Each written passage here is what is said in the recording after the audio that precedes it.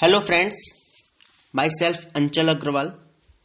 मैं आप लोगों के सामने जिस टॉपिक पर बात करने जा रहा हूं उसका नाम है विमुद्रीकरण, डीमोनेटाइजेशन। मैं ये टॉपिक थोड़ा सा लेट ला रहा हूं, उसके कुछ मेरे व्यक्तिगत और वैचारिक कारण हैं।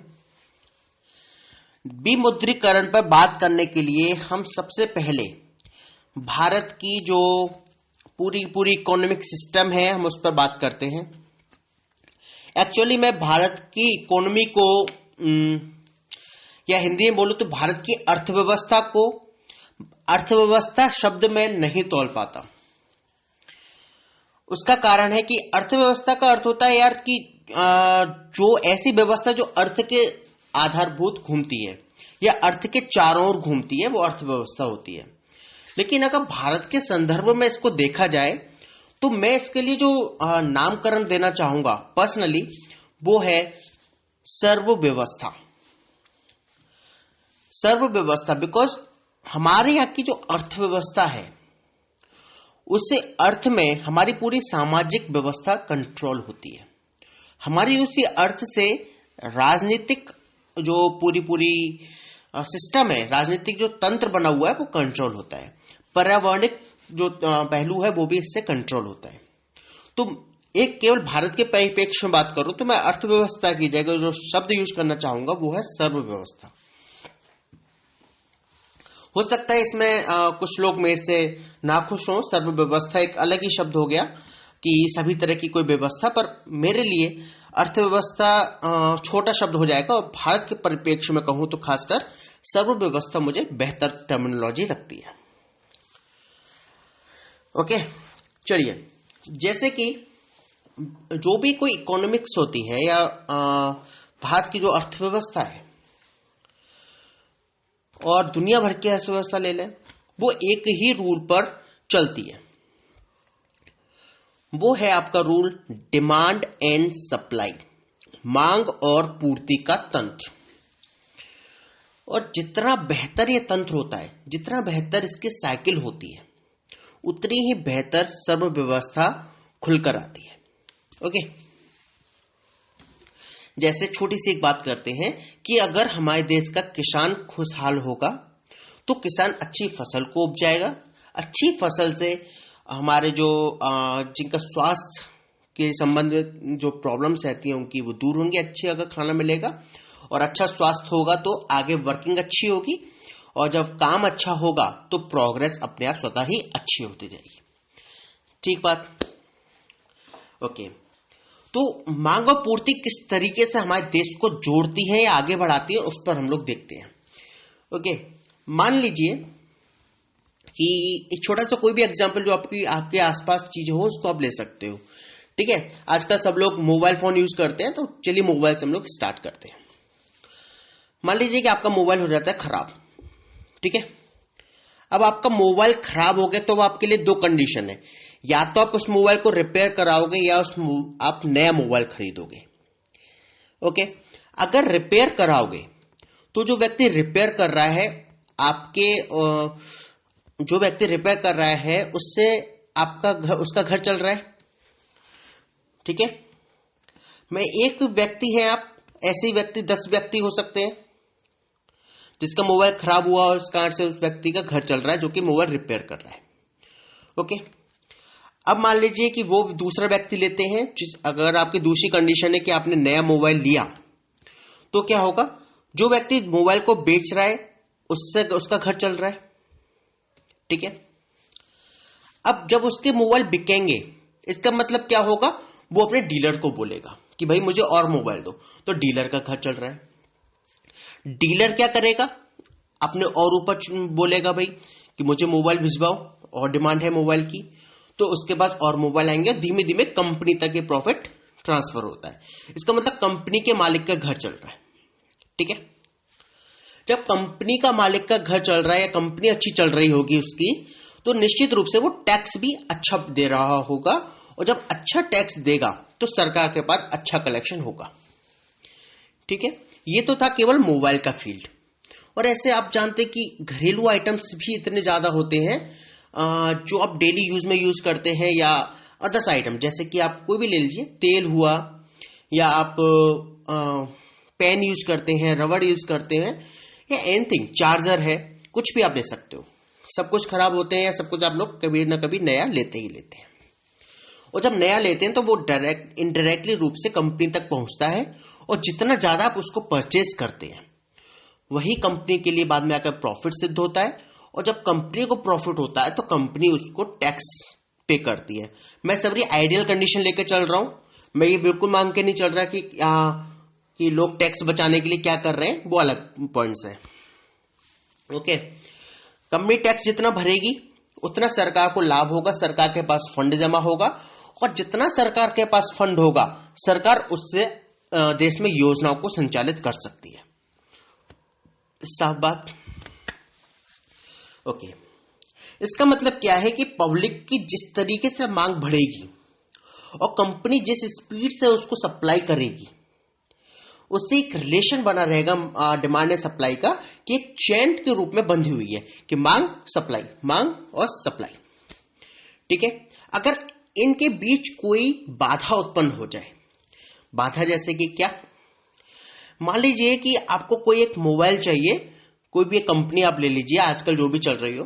ओके, मान लीजिए कि आपको सैमसंग का कोई मोबाइल चाहिए। ठीक है, आप दुकान पे गए कि भाई ये वाला मॉडल सैमसंग का मेरे को दे दो। उस व्यक्ति ने कही कि मोबाइल मेरे पास ये वाला भी अवेलेबल नहीं है, बाद में स्टॉक आएगा तब आप ले लीजिएगा। और यही कंडीशन यदि पूरे मार्केट की रही कि आपको कहीं मोबाइल अवेलेबल नहीं हुआ, तो आपके पास दो चॉइस होंगी कि या तो आप दूसरा मोबाइल ले लेंगे कोई और कंपनी का या कोई और मॉडल का, या आप उसका वेट करेंगे। ठीक है, आप वेट कर रहे हैं, इसका अर्थ क्या है? इसका अर्थ एक ये है कि उस मॉडल की, उस सैमसंग के उस मोबाइल की सप्लाई उतनी बेहतर नहीं है जितनी बेहतर उसकी मांग है। राइट, क्योंकि यदि सप्लाई बेहतर होती तो आपको मोबाइल वो निश्चित रूप से मिल रहा होता। अब क्या हुआ समझिए, यदि आपने कोई और कंपनी का मोबाइल लिया तो सैमसंग की कंपनी को इस चीज का घाटा हुआ। ओके भाई, वो उसको फायदा हो सकता था पर आप उस कंपनी को वो फायदा नहीं हुआ, क्योंकि चैन के रूप में आएगा। ठीक है, अब यानी कि सैमसंग की कंपनी कम टैक्स भर पाएगी। ओके, कम टैक्स भरेगी यानी कि दूसरी कंपनी टैक्स ज्यादा भर रही होगी। इससे होता क्या है, इससे फर्क ये पड़ता है कि एक तो उनकी गुडविल पर इफेक्ट आता है, तो मार्केट में वो अलग तरीके से कंपीट करती है। हो सकता है कि वो गलत तरीके कुछ अपना ले, वो अलग पहलू है। लेकिन एक चेन जो बन सकती थी मांग और सप्लाई की, डिमांड और सप्लाई की, वो बाधित हो गई।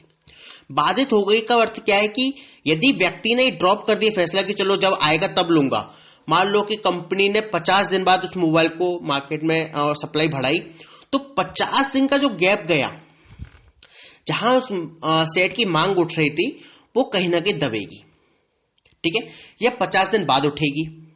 इससे फर्क क्या पड़ा कि कंपनी का एक जो प्रॉफिट हो सकता था वो कम होगा, और जब प्रॉफिट कम होगा तो सरकार के पास फंड कम आएगा, और जब सरकार के पास फंड कम आएगा तो निश्चित रूप से सरकार दूसरे तरीके अपनाएगी फंड के लिए। हो सकता है कि इनकम टैक्स के स्लैब को कम कर दे, कुछ अदर टैक्स इंपोज कर दे, वो कुछ कर सकती है, क्योंकि सरकार को भी एक फंड चाहिए होता है ताकि वो जो वर्तमान योजना है उनको कार्यरत कर सके और बाकी के पैसे को विकास कार्यों में अदर रूप से खर्च कर सके। ओके, अब क्या होता है, अब आता है एक डिमोनेटाइजेशन। डिमोनेटाइजेशन जिस तरीके से व्याख्यात किया गया कि करेंसी को बंद कर दिया गया और एक अचानक प्रोसेस से ही किया गया। ओके, कोई सूचना नहीं, ना कुछ, ना पब्लिक को प्रिपेयर किया गया कि आप धीमे धीमे अपने नोट्स को चेंज कराओ, कुछ एक अच्छी पॉलिसी अच्छे रूप में कार्यरत नहीं किया गया। सरकार ने बार बार अपने नियम बदले, इसलिए पब्लिक को भी सरकार के डिसीजंस पर भरोसा खत्म हो गया, आरबीआई पर भरोसा बहुत कम रह गया पब्लिक को, वगैरह वगैरह। वो हमारे लिए पहलू नहीं है। सरकार कुछ अदर ऑप्शंस उठा सकती थी कि 2016 में वो 100 के नोट्स, 50 के नोट्स की संख्या को ज्यादा बढ़ाती, 500 हजार को अपने पास बैक में करती। बहुत सारे पहलू थे सरकार के पास करने के लिए, पर किस कारण नहीं किया गया मैं नहीं जानता। फर्क क्या पड़ा?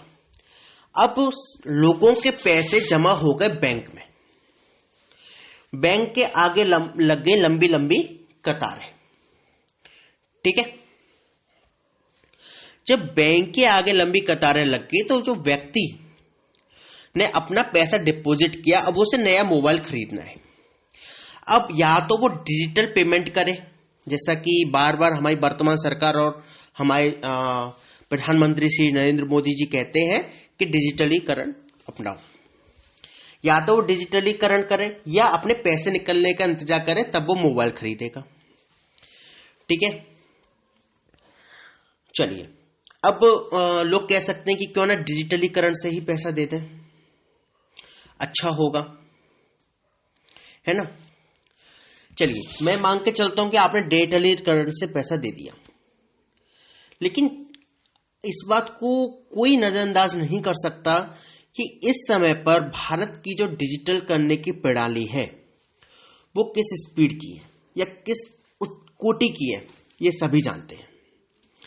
या तो कनेक्शन नहीं मिलता है, या फिर इंटरनेट की बहुत बड़ी बाधा है, और तीसरा हमारे यहां ऐसी साइबर सिक्योरिटी नहीं है कि हमारा पैसा सुरक्षित रहे। हर तीसरे व्यक्ति जो कि इंटरनेट को यूज करता है उसके साथ कहीं ना कहीं फ्रॉड हुआ होगा। Okay, I am one of them. तो जब हमारी बैंकिंग प्रणाली इतनी अच्छी नहीं है, हमारा साइबर क्षेत्र इतना मजबूत नहीं है, तो व्यक्ति डिजिटल को क्यों प्रेफर करेगा? ठीक है, अब दूसरा ऑप्शन क्या है? प्रेफर करने वाले कर रहे हैं, मैं उसका विरोध नहीं कर रहा हूं। दूसरा ऑप्शन यह है कि व्यक्ति कैश निकलने का इंतजार करे, और कैश निकलने के लिए उसे एक लाइन में लगना है, अपने समय को पूरा खर्च करना है। जो श्रम दूसरे कार्य में लगकर अधिक धन उपार्जन में किया जा सकता था, वो श्रम किसमें खर्च हो गया? एक लाइन में लगकर।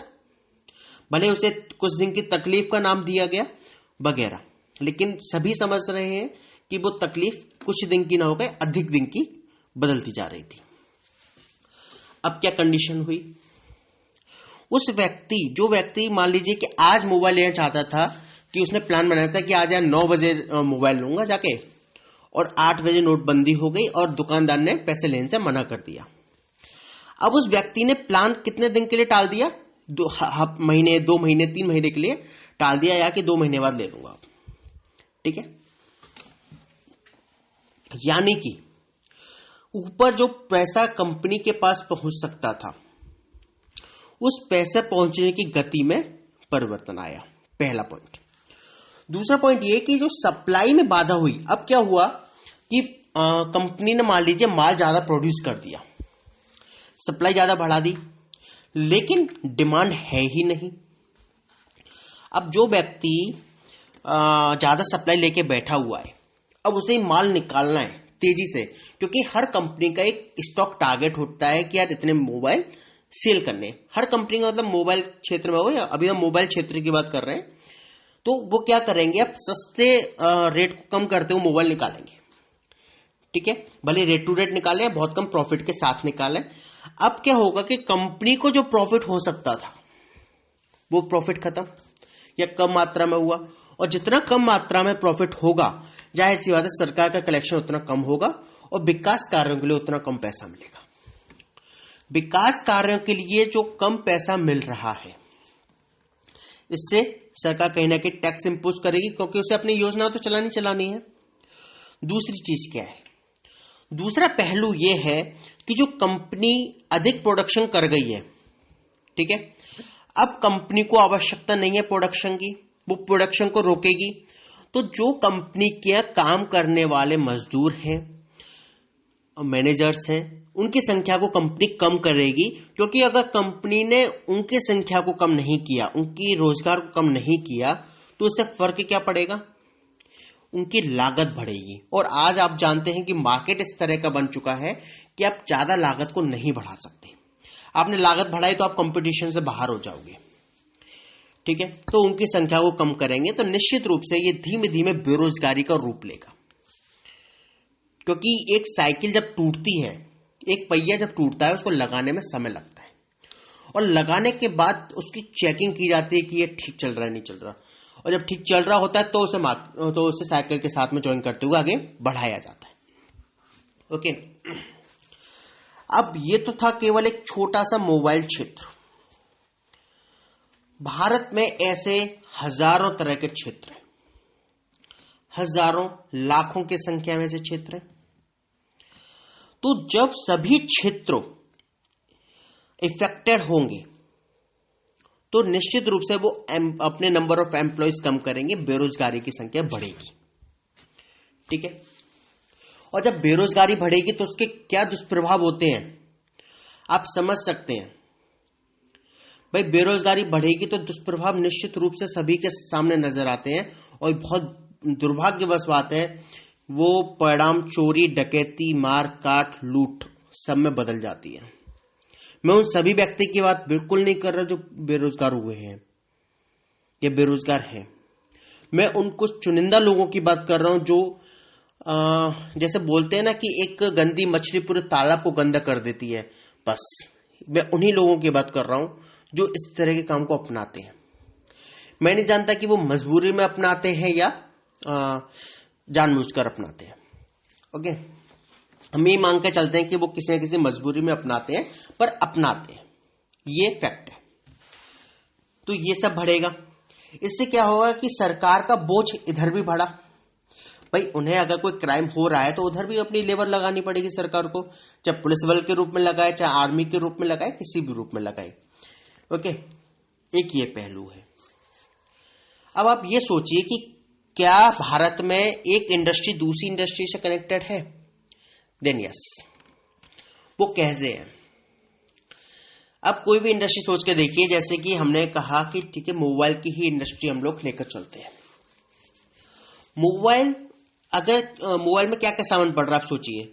लोहा लग रहा है, सिलिकॉन लग रहा है, कांच लग रहा है, या पुर्जे, तार, ठीक है, मेमोरी कार्ड, सिम, ये सब लगा हुआ है। ओके, तो जब इतना सामान लग रहा है, बल्कि अभी तो और ज्यादा सामान लगता है जिसको आप काउंट कर सकते हैं।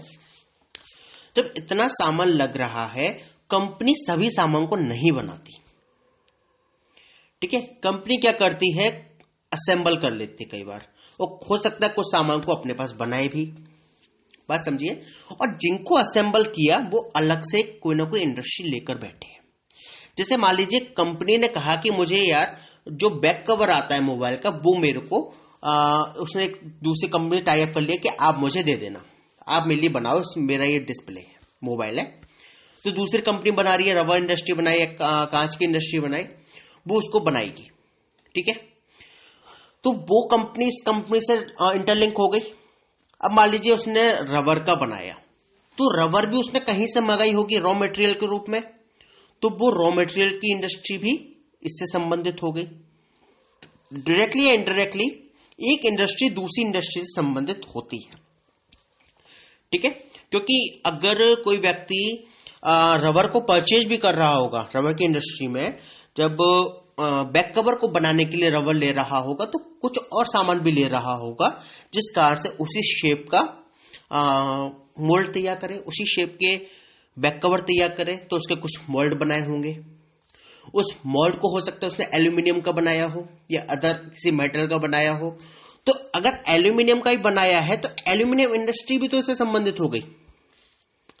ओके, तो अगर आप काउंट करते जाएंगे तो हमेशा एक इंडस्ट्री दूसरी इंडस्ट्री से संबंधित और डिपेंडेंट होती जाती है। मैं भारत के परिप्रेक्ष्य में बात कर रहा हूं, अभी किसी और परिप्रेक्ष्य में नहीं।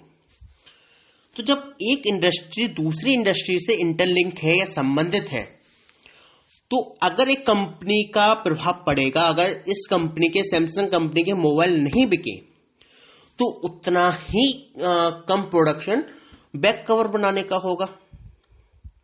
तो बैक कवर बनाने वाली कंपनी की जब सप्लाई कम होगी, क्योंकि पहले से सप्लाई ओवर हो चुकी है, अब उसे प्रोडक्शन कम करना होगा, तो वो अपने आप ही एम्प्लॉय को कम करेगी। ओके, तो इससे होता क्या है कि धीमे धीमे हर इंडस्ट्री एक दूसरे से इफेक्टिव होती जाती है। और इसीलिए आपने लगातार न्यूज सुनी होगी कि यहां पर ये कारखाने बंद हो गए, यहां ये काम बंद हो गया। सूरत में ये साड़ी उद्योग खराब हो गया, बाकी जितनी भी आपने जगह आसपास के नाम सुने होंगे, निश्चित रूप से आपने सुना होगा कि यहाँ पे ये इंडस्ट्री बंद हुई, 100 साल पुरानी इंडस्ट्री बंद हुई, कोलकाता में ये बंद हुआ, निश्चित रूप से सुना होगा। और वो इसी के परिणाम है, क्योंकि यदि कंपनी के पास प्रोडक्शन करने को है ही नहीं तो वो कंपनी रन करके क्या करेगा। केवल कंपनी का मालिक कंपनी को बंद नहीं करता है, कंपनी में काम करने वाले लेबर, उसके अदर जो भी लोग हैं, चाहे मैनेजर्स हो चाहे अदर पर्सन हो, जितने भी रिलेटेड है, वो सब उसमें काम करना बंद करते हैं और इन दैट वो लोग बेरोजगार हो जाते हैं। क्योंकि भारत में अधिकतम श्रम असंगठित क्षेत्र का है, उनकी कहीं गणना नहीं हो पाती। सरकार के पास नंबर ऑफ जॉब्स भी इतने नहीं है कि वो सबको दे सके जॉब। अब ये लोग क्या करें? एक पहलू जो मैंने कहा कि बेरोजगार होंगे तो कुछ लोग दूसरे काम को तलाशेंगे, कहीं ना कहीं काम मिल जाए, और कुछ लोग जो उसमें कुछ प्रतिशत लोग गलत क्षेत्र की ओर भी आएंगे, गलत काम की ओर भी आएंगे। ओके, अब आप एक चीज बताइए, जो लोग दूसरे रोजगार को तलाश रहे हैं, जब हर इंडस्ट्री में यह हालत है कि वहां पर काम करने को नहीं है, तब क्या होगा? जाहिर सी बात है, हर क्षेत्र में बेरोजगारी फैलेगी। सेकंड पॉइंट, अब जैसे कि मान लीजिए पेमेंट करना है हमें किसी मजदूर को, हमने एक दिन के लिए किसी मजदूर को बुलाया, भाई अपनी चीजों को ठीक करवाया, उसकी जो भी मजदूरी बनती है 200-500 रुपए जो भी आपकी बनी, अब आप उससे कैश देंगे, उसे आप चेक नहीं दे सकते। भाई वो चेक ले ले और आपके लिए लाइन में लगे, बात समझिए, ये पॉसिबल है और ये प्रैक्टिकल नहीं है इतना। अब आप कहो उससे कि आप उसे पेटीएम कर दो, थोड़ा हंसी जरूर आती है, पर एक अच्छा ऑप्शन इस वक्त बना है, लेकिन उतना सफल ऑप्शन नहीं है। ठीक है, क्योंकि वो पेटीएम भी ले लेगा तो क्या कर लेगा, बैंक में ट्रांसफर कर लेगा, लेकिन उसे खाना तो आ जाए ना। अब वो हर जगह पेटीएम ट्रांसफर करे, या तो ये ऑप्शन है, और उसके लिए जरूरी है कि सभी के पास इंटरनेट हो और सभी के पास स्मार्टफोन हो, और स्मार्टफोन हो, इंटरनेट हो और नेटवर्क अच्छे हो, सब पॉसिबिलिटी चाहिए। और इंटरनेट डलवाने के लिए पैसा हो। भाई आज के समय में इंटरनेट बहुत तेजी से खर्च होता है, तो पैसा उसे भरपूर चाहिए इस सबको रन करने में, कि उसकी जो कॉस्ट है वो बहुत बढ़ गई, आउटपुट है नहीं, फायदा क्या? ओके, कहने का सेंस सिर्फ इतना था कि जब तक एक साइकिल आप चल रही है और एक बेहतरीन फ्लो में चल रही है, आप उस साइकिल में एकदम ब्रेक नहीं दे सकते। अदर पहलू जो हो सकते थे, जो मैंने अभी थोड़ी देर पहले डिस्कशन किया था, कि हो सकता था कि 2016 से ये 100 और 50 की खेप को बढ़ाकर, इनकी संख्या को बढ़ाते और 500-1000 के नोट को धीमे धीमे मार्केट से कम करके लाते। जब मार्केट से आप 500-1000 के नोट कम करके लाते, और यदि 100 और 50 की करेंसी आपकी 50% तक आ जाती, तब आप इसको बंद भी करते तो इतनी बड़ी दिक्कत नहीं होती जितनी एकदम हुई। लोगों के पास खाने को पैसा नहीं रहा, ठीक है, पानी पीने को पैसा नहीं रहा। अब व्यक्ति क्या करता? और ये सभी जानते हैं कि एक संयम के साथ में सब काम हुआ। अब सेकंड पॉइंट ये है कि भारत में स्मार्ट यूजर्स का मतलब है स्मार्टफोन को यूज करने वाले यूजर्स, यहाँ पर 17% है, सरकारी आंकड़ा है 17%। 125 करोड़ लिखित आबादी या 121 करोड़ 2011 की आबादी, जो सरकार ने आंकड़ों में दिया। सरकारी आंकड़े कितने सच्चे होते हैं सभी जानते हैं। 2011 की 121 करोड़ की जनता का 17% की जगह 20% भी लें तो कितना होता है? मान लीजिए 25 करोड़ मान लेते हैं मैक्सिमम। अब 25 करोड़ आबादी स्मार्टफोन को यूज कर रही है, तो क्या इस आबादी का पूरी आबादी इंटरनेट भी यूज कर रही है? आप सभी के सामने इसके उदाहरण होंगे। तो डिजिटलीकरण करने से पहले अगर भारत की नेटवर्क व्यवस्था को बेहतर बनाया जाता तो वो बेहतर ऑप्शन होता। ये इस बात का जरूर हमें सोचना चाहिए कि जब भारत में हर इंडस्ट्री एक दूसरे जुड़ी हुई है तो एक के इफेक्टेड होने पर दूसरी अपने आप इफेक्टेड होगी। ओके, और इन सब का दुष्प्रभाव निश्चित रूप से हमारी अर्थव्यवस्था या सर्वव्यवस्था पर पड़ता है, जो कि पड़ा है। इस उम्मीद के साथ कि जैसे सरकार और मोदी जी कह रहे हैं कि इसका भविष्य में बहुत बड़ा लाभ होगा, मैं अपनी बात को यहीं समाप्त करूंगा। उम्मीद करूंगा कि बड़ा लाभ हो, ताकि मैं अपने विचार अपने परिवर्तित कर सकूं कि अच्छा फैसला नहीं था, जैसा कि अभी मैं मांग कर चल रहा हूं। और इसी कारण मैंने अपने विचारों को आप सबके सामने रखा है। हो सकता है आपके विचार मुझसे भिन्न हो, तो आप मुझे अपने फीडबैक के थ्रू अपने विचार बताइए। और यदि आपको लगता है कि मैंने बात गलत कही है तो सही तरीके से आप मुझे उस गलती को बताइए, मैं निश्चित रूप से उसे सुधार करूंगा। इसके कई तरह के पॉजिटिव पॉइंट्स हैं, इस बात से मैं इनकार नहीं करता। आप कह सकते हैं कि आतंकवाद कम हुआ, फेक करेंसी कम हुई, नक्सल कम हुआ, कश्मीर में लड़ाई कम हुई, पाकिस्तान से हमारे संबंध कुछ अलग हुए, कुछ भी कह सकते हैं। लेकिन जमीनी हकीकत से सभी वाकिफ हैं। फेक करेंसी तुरंत आ गई, ये सभी जानते हैं। आतंकवाद कुछ समय के लिए थमेगा, फिर उसी रूप में बढ़ेगा, क्योंकि फेक करेंसी आएगी तो उसी रूप में बढ़ेगा। ठीक है, नक्सल फिर पैदा होगा इसी तरीके से। जब लोगों पर बेरोजगार हो जाएंगे तब क्या होगा, नक्सल की ओर आकर्षित हो सकते हैं। तो सभी पहलू है, कश्मीर भी सेम पहलू में आप तोल सकते हैं। तो जो अभी रोकथाम हुई है, इसका अर्थ बिल्कुल नहीं है कि लंबे समय के लिए रोकथाम हो गई है। हम छोटे परिणाम के लिए नहीं रोक रहे, हम बड़े परिणाम को देखना चाहते हैं। ओके, तो बस इसी के साथ ही मैं अपनी बातों को यहीं समाप्त करूंगा। आप लोगों के उत्तर की प्रतीक्षा में। धन्यवाद।